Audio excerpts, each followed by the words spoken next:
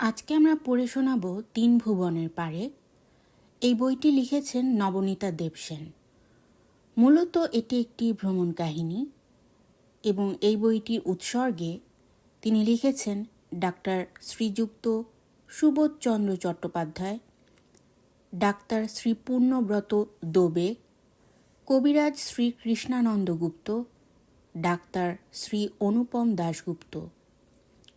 আমার মায়ের শেষ মুহূর্তগুলিকে অকৃত্রিম স্বার্থহীন ভালোবাসার শুশ্রূষায় যারা আয়ু পূর্ণ করে রেখেছিলেন, মায়ের হাতে না দিতে পারা এই বইটি তাদের হাতেই প্রথম তুলে দিচ্ছি।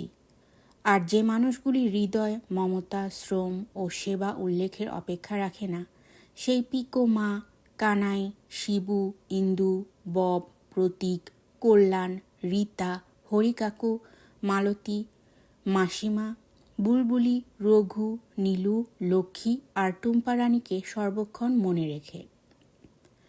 এই বইটির একটি ভূমিকা আছে, প্রথমে আমরা সেইটুকু পড়ে নেব। ধ্যান, তপস্যা, সাধনার যোগ্যতা আমার নেই।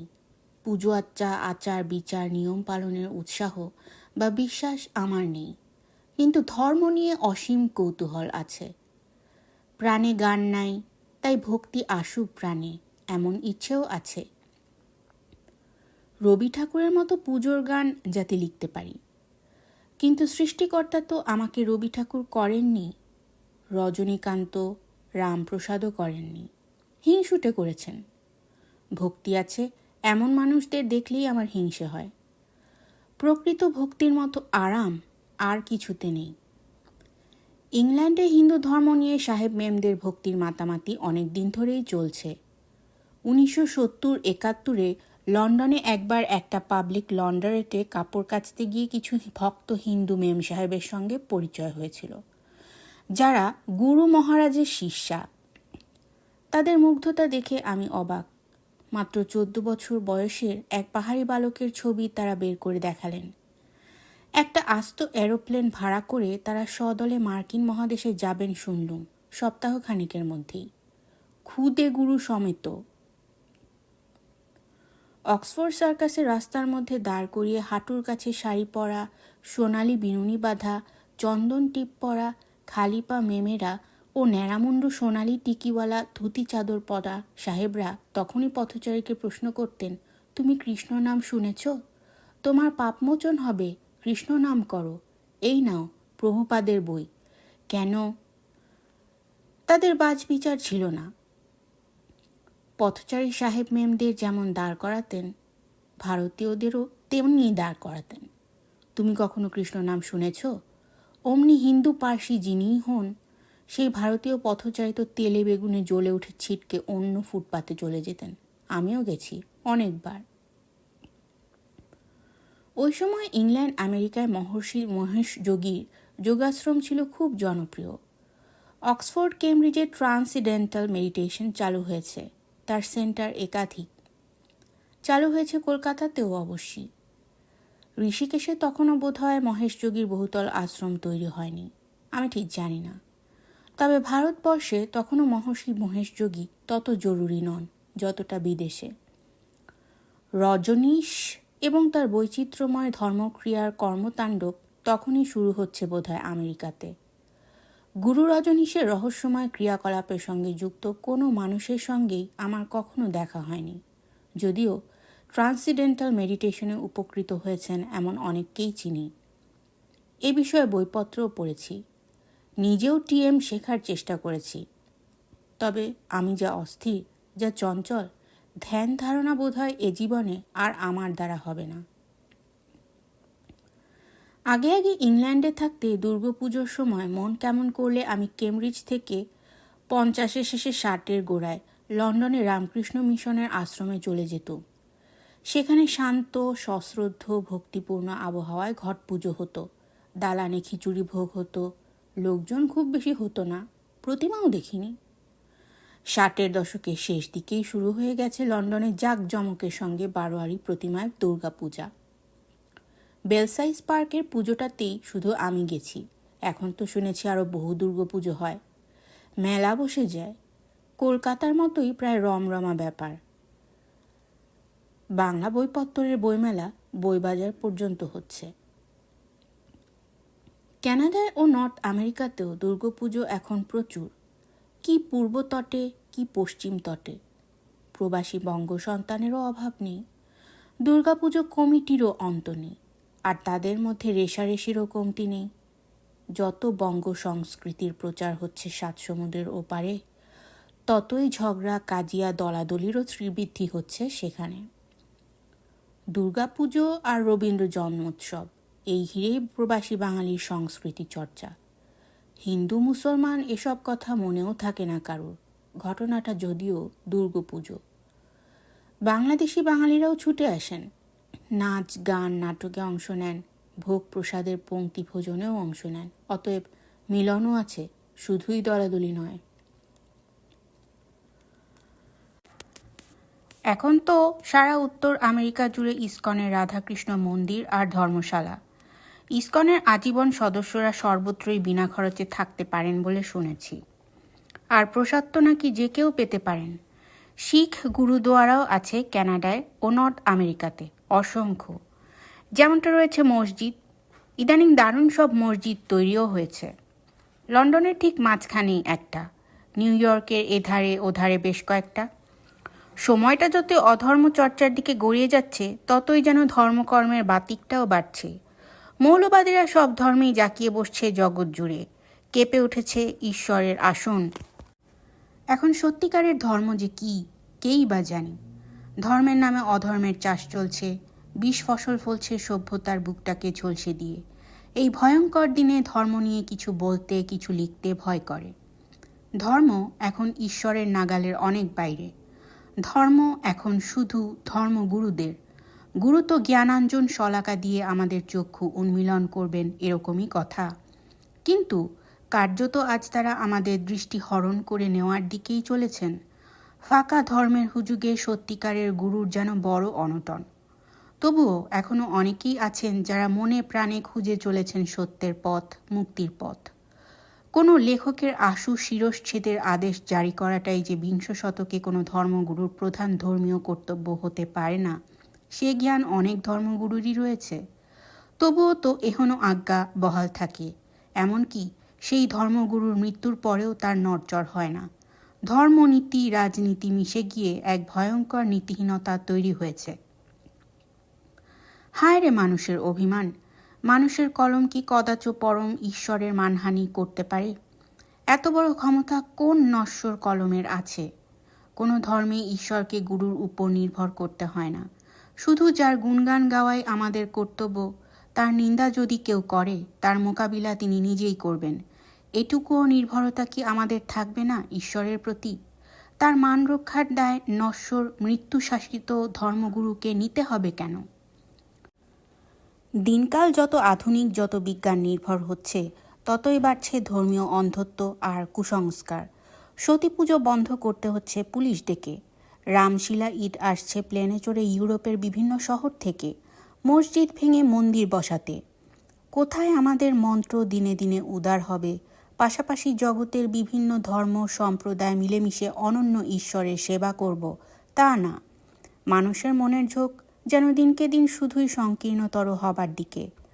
অন্ধ গলির থেকে তস্য গলিতে ঢুকে পড়ছি আমরা। যে ধর্ম আমাদের ধারণ করে থাকে, যে ধর্ম আমাদের ধাত্রী, সেই ধর্ম আমাদের ধ্বংস হয়ে দাঁড়াচ্ছে।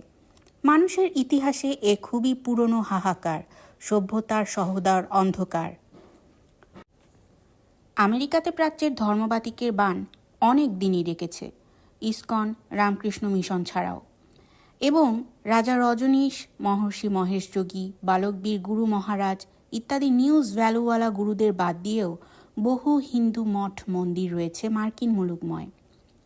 চারদিকে ন্যাড়ামাথা বৈষ্ণব বৈষ্ণবী কিংবা পাগড়ি বাঁধা সাহেব শিখ দেখা যায়। এ গল্প তাদের গল্প নয়, এটা সব ধর্ম নিয়ে আশ্চর্য একটা গল্প। সত্যি একটা আশ্চর্য জায়গায় ঘুরে এলুম, যেটার কাহিনী না শুনিয়েই পারছি না বন্ধুদের। 1989 এর ফেব্রুয়ারি মাস। আমি এসেছি এক সেমিস্টারের জন্য আমেরিকার পশ্চিমে কলোরাডো স্প্রিংস শহরে কলোরাডো কলেজে তুলনামূলক সাহিত্য বিভাগের মে ট্যাগ চেয়ার এ নিযুক্ত হয়ে। পঠনকাল এই কলেজে ব্লক সিস্টেমে ভাগ করা। প্রতিটি সেমিস্টারে 4টি ব্লক। প্রথম 2 ব্লকে আমাকে লেকচার দিতে হবে না, আমি তখন রাইটার ইন রেসিডেন্স। পরের 2 ব্লকে 2টি কোর্স পড়াবো, তখন আমি প্রফেসর অফ কম্পারেটিভ লিটারেচার। আপাতত মজা, আমার পড়ানো নেই।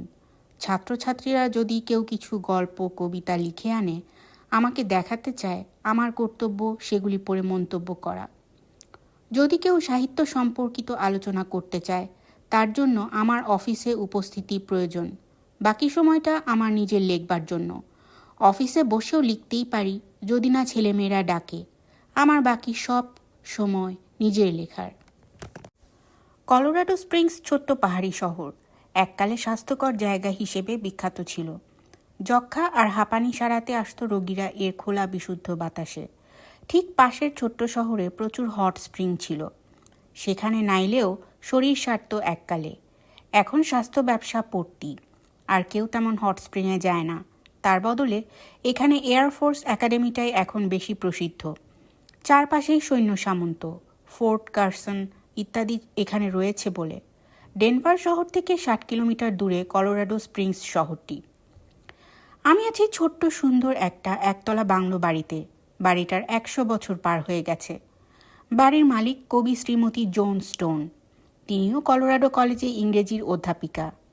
বাংলো বাড়িটিকে ঠিক আধা আধি করে 2টি পৃথক ফ্ল্যাট, 2টি শোবার ঘর, 2টি রান্নাঘর, 2টি স্নানঘর, 2টি বৈঠকখানা। ব্যাস, আধা আধি। এক অংশে জোন থাকেন, অন্য অংশে আমি। আমার জানালা দিয়ে রকি মাউন্টেনের উচ্চতম শিখরের একটি পাইকস পিক দেখা যায়। জোন আর আমি অনেক রাত্রি পর্যন্ত আড্ডা মারি, কবিতা পড়ি, ওর ছাত্রছাত্রীদের লেখা নিয়ে আলোচনা করি। জোন এই ব্লকে ক্রিয়েটিভ রাইটিং ক্লাস নিচ্ছেন মোট 15 জন ছাত্রছাত্রীকে। তার বেশি ছাত্রছাত্রী এই ক্লাসে নেওয়া বারণ। জোনের ছাত্রছাত্রীদের সঙ্গে আমারও আলাপ হয়ে গেছে দিব্যি। তারা এসে আমার সঙ্গেও আড্ডা দেয়, কবিতা লিখে এনে দেখায়, আমার মন্তব্য শোনে, আলোচনা করে। রাইটার ইন রেসিডেন্স হিসেবে এটা আমার কাজের মধ্যেই পড়ে। খুব আনন্দজনক কাজ। নিজে বাকি সময়টা লিখে কাটাই। জুন মাসে দেশে মার কাছে ফিরব। তার আগে আমার কবিতা পড়ার নেমন্তন্ন এসেছে ওয়াশিংটনের সিয়াটলে, ইউনিভার্সিটি অফ ক্যালিফোর্নিয়ায় লস অ্যাঞ্জেলেসে, ম্যাসাচুসেটসের স্মিথস কলেজে শান্তিনিকেতনের শ্রী ক্ষিতীশ রায়ের মেয়ে চিকু বা শ্রীলা আছেন ডেনভারে।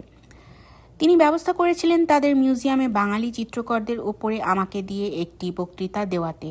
আর রুবিদি মানে গায়িকা শ্রীমতী বনানী ঘোষ ও সুমিত মানে স্বর্গত বিকাশ রায়ের পুত্র নেমন্তন্ন করেছেন নিউ জার্সিতে মে মাসে রবীন্দ্রমেলায় বক্তৃতা দিতে। শুনেছি অমিতাভ চৌধুরী ইত্যাদি অনেকে আসছেন দেশ থেকে। এই আমন্ত্রণগুলি রক্ষা করা শুরু হবে একে একে এপ্রিল মাস থেকেই। তারপর আমার বান্ধবী গ্লোরিয়া নেইলর, যিনি একজন কৃষ্ণাঙ্গী ঔপন্যাসিকা, এখানে আসবেন। তার সঙ্গে গাড়িতে আমরা গ্র্যান্ড ক্যানিয়ন বেড়াতে যাব। সামনে এত সব পরিকল্পনা। মাঝে আমার ছোট মেয়েটি আসবে হার্ভার্ড থেকে, তাকে নিয়েও ঘোরার প্ল্যান আছে পাহাড়ে। এই রকি মাউন্টেনে একদা শত শত সোনার খনি ছিল।